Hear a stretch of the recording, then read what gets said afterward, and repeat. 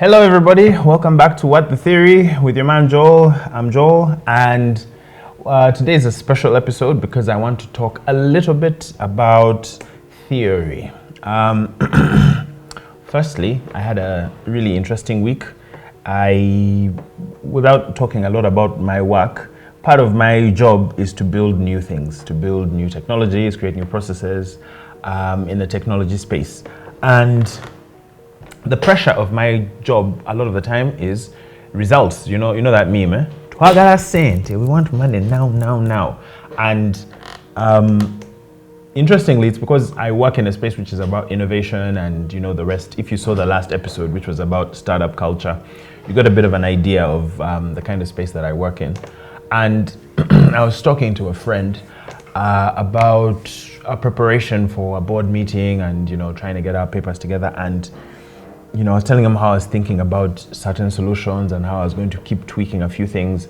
And he sort of said that he would never do the work that I do because, I don't just apply knowledge. Like, I'm always having to break things down. And I'm thinking about that because I was looking on Twitter, on social media, about the discussion about what's going on in Palestine, the horrific genocide that's just going on. And interestingly, I have sort of stayed away from talking about it because I don't want to get annoyed. Like, there are people who are saying things that are just... And it led me to... there's a channel that I follow on YouTube, which I think you should. It's called Maisha Kazini, which I'm told by Alan that means life at work. So if it's wrong, Alan, who was born in Nairobi... Why are you born in Nairobi? Why are you born in Kenya? Yes, camp. A camp? Yeah.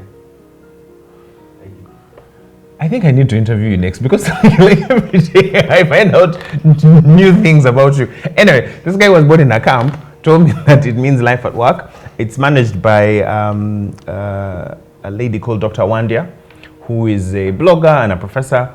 And she was talking about something called Blooms Taxonomy of learning. And it reminded me about why I started this channel. So today we're going to sort of talk about two things: the taxonomy of learning and its application to why theory. This channel is called What the Theory, and I talk about different social, philosophical theories and sort of try to break them down and see how they can be applicable in our lives.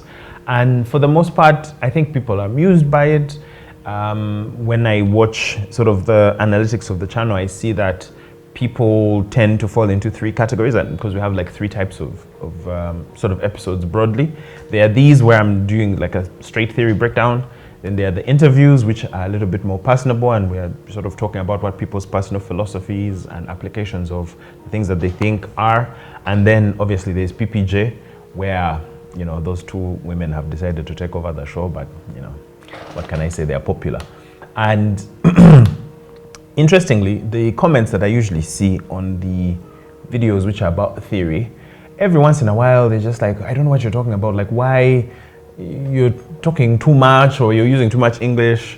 In the last one on startup culture, it's like whatever you're talking about is utopia.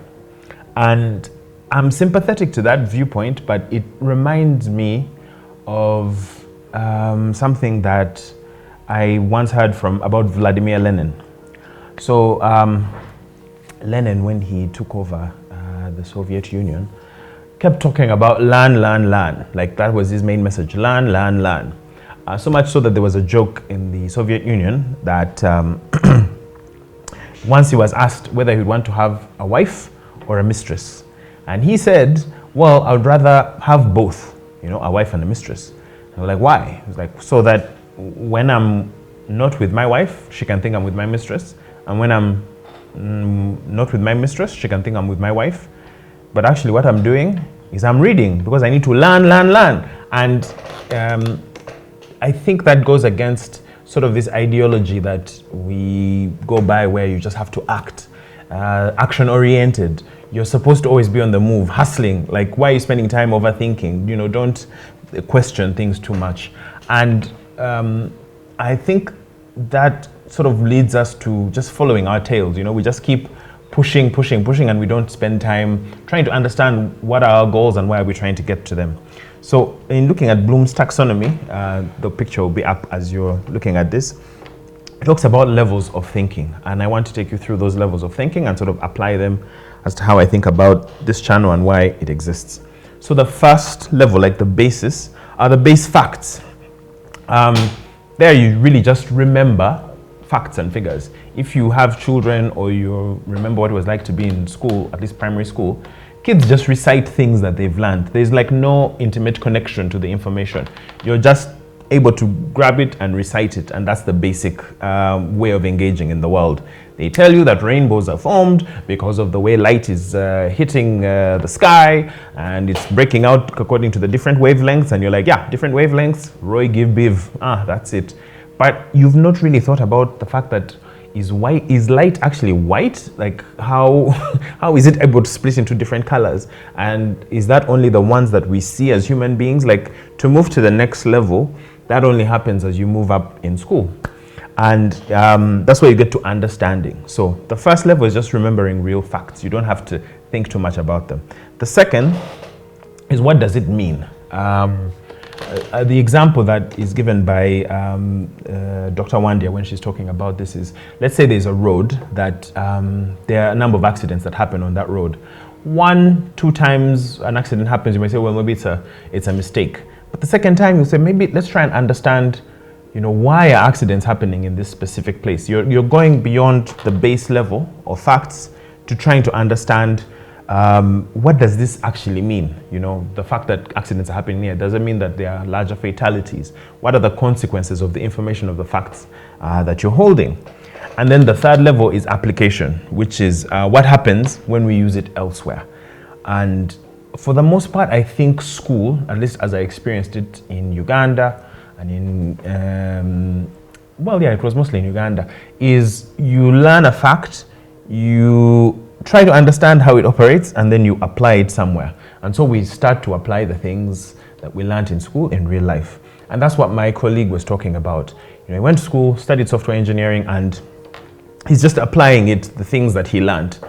The danger, though, is we sort of stop there. So if this image will come up. I'm hoping Alan is understand. When I do this, some magical thing will come and be like, this is the image. Is the image in my hand now, Alan? It better be. When you go beyond application, it goes to the question of opinion. Now, I often hear people say, that's just your opinion. Everyone, opinions are like buttholes. Everyone has one, and usually they're dirty. I'm very sorry for what I've said, but not all opinions are the same. And I feel like the way I was at least taught in school was, just state the facts. And I experience it even when I'm working with different colleagues. Like, I ask them to do something or to give me an analysis of something, and they'll state the facts, they'll say what they understand and say it can be applied here. And even when you think about government, anytime we want to make a change or push something forward, or say, what are we going to do about the border situation, you'll always hear that there's going to be a, what is it called? Benchmarking exercise. You're going to go somewhere and learn how something was applied there, and then you bring those theories here.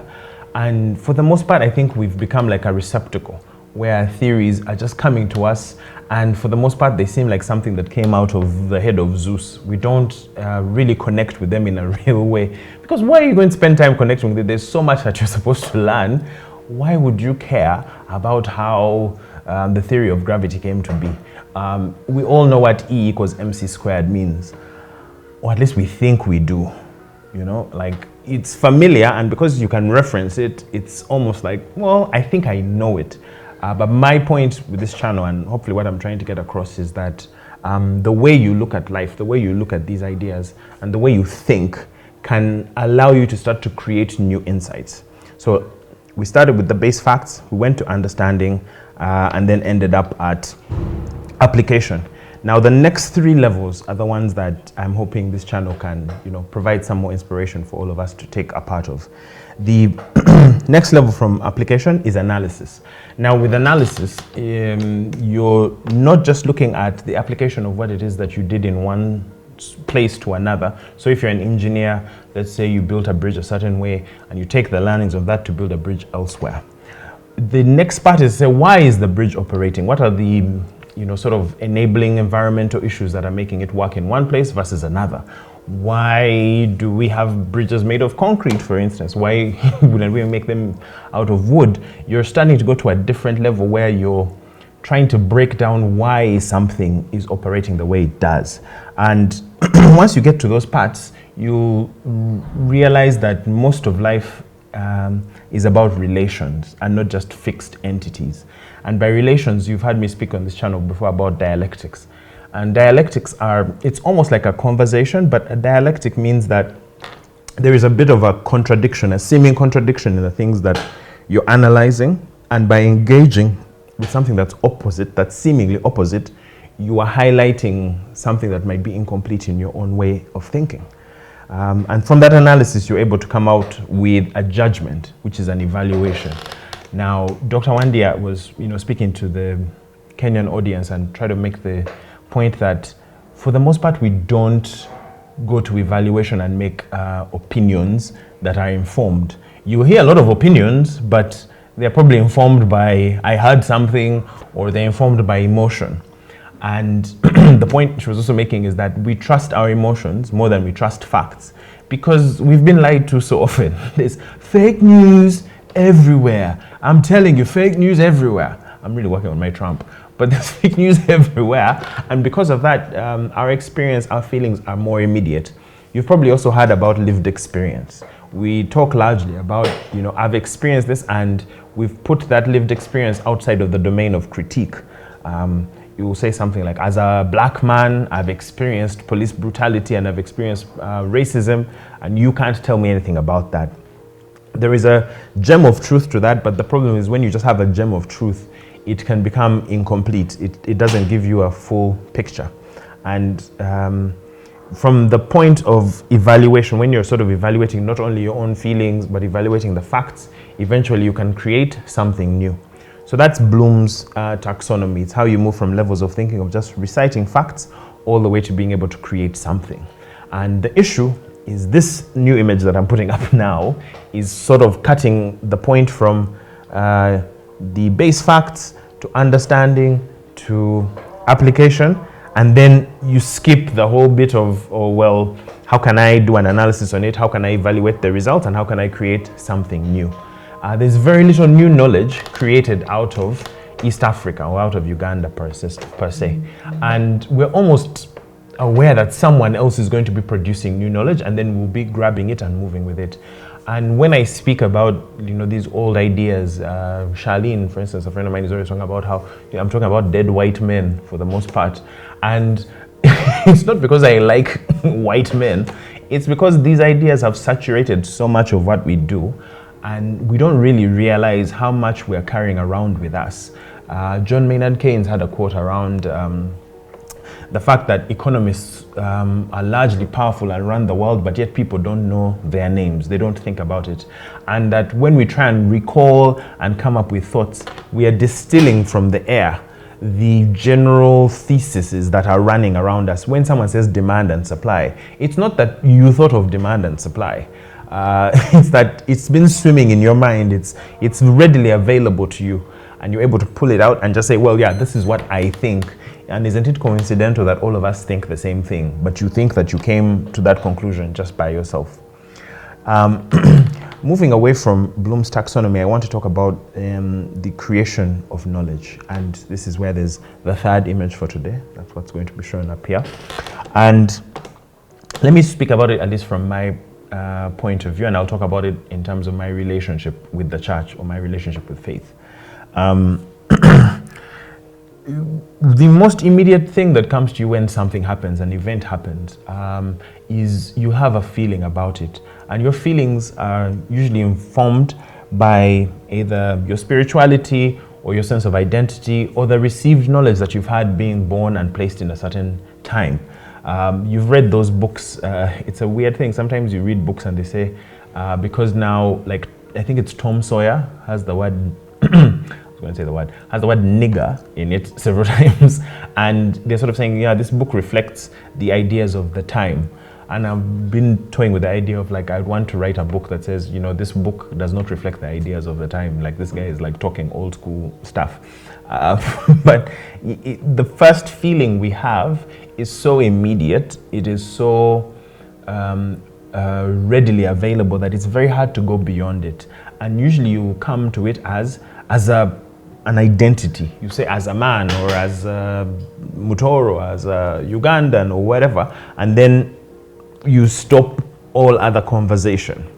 I had an interaction online where someone was just saying like, you know, it was these videos in Uganda of parents giving success bouquets and like people dancing, and you know, to be fair, I was looking at it and I was like, I think this is a bit excessive, but you know, I just felt like, I mean, it's none of my business. I don't have kids, like, good for them, let them do what they want to.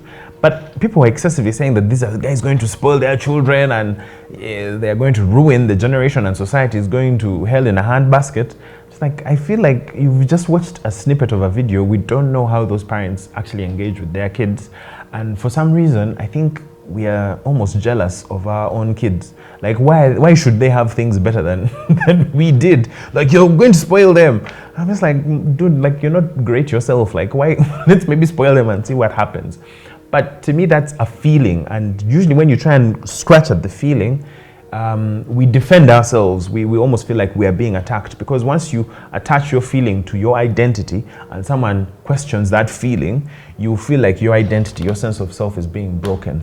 And a lot of the time, I think in Christian circles, that's what I'm talking about, is we say like, you know, you can't take away what I've experienced. You can't take away what I feel. I'm just like, yeah, bro, I can't take that away. No one's trying to argue with that. I'm just saying I disagree with the way you're interpreting that feeling. And the only way we can have a conversation is if we're sharing certain assumptions together. But if you take it into a realm where I'm unable to be you, I'm unable to interpret and see things the way you do, you're putting it in a place where it cannot be questioned.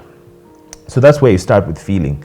Now, to move on to thinking is where you apply theory, is where you do some work, is where you consider history and experience. You contextualize how you're feeling about things. As an NBA fan, I was, I remember, I think it was 2 years ago, Montrezl Harrell, big black dude with like, the guy has the biggest mouth in the world, like physically, I don't understand it. And like he was, I think at the time he was on the Clippers and they were playing against Dallas, and Luka Doncic was like being a bad white boy, like he was like just raining shots on them. And at some point he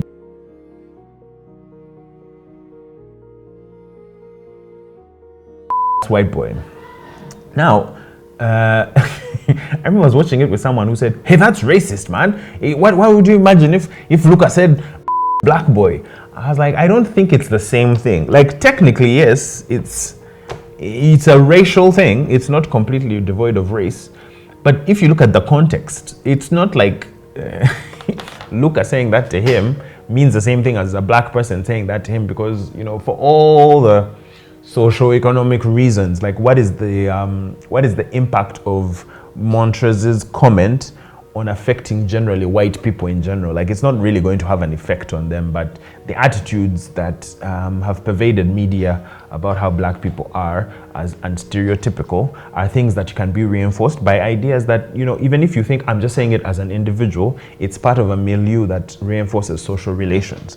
And so I think that's where you start to put your feelings and your perception of things into a context. And that thinking takes you to the next stage of learning.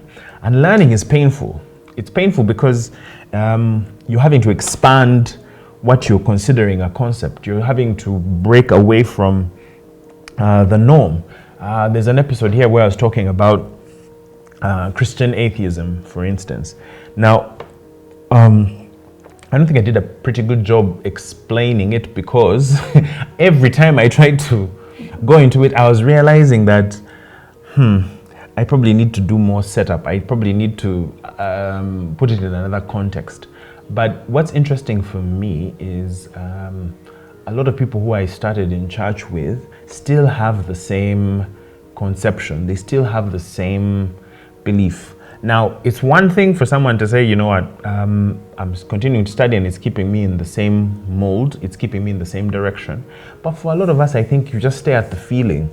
I go to church and they talk about the Spirit is here. And they say, do you get the feeling? Like a lot of it stays at a mood being set. And funny enough that when they're playing the keyboard in church, it reminds me of being at a concert. It's a feeling, and when you have a feeling devoid of a concept, whatever conceptions you have previously are the things you're going to fill in. So if I did that in Saudi Arabia, they would say, well, you know, Allah has blessed this place. Or if I'm doing it in church, they say the Spirit is here. If I'm at Jamie and friends, they're like, the booze is entering. Like whatever the case is, the interpretation for the feeling comes from whatever concept is readily available at the time.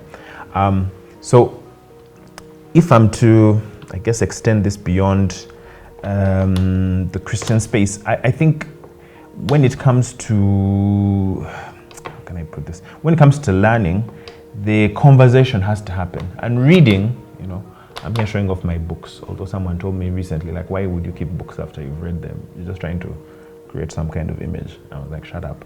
But, you know, that conversation, that back and forth transforms you and can help you come back to an idea differently.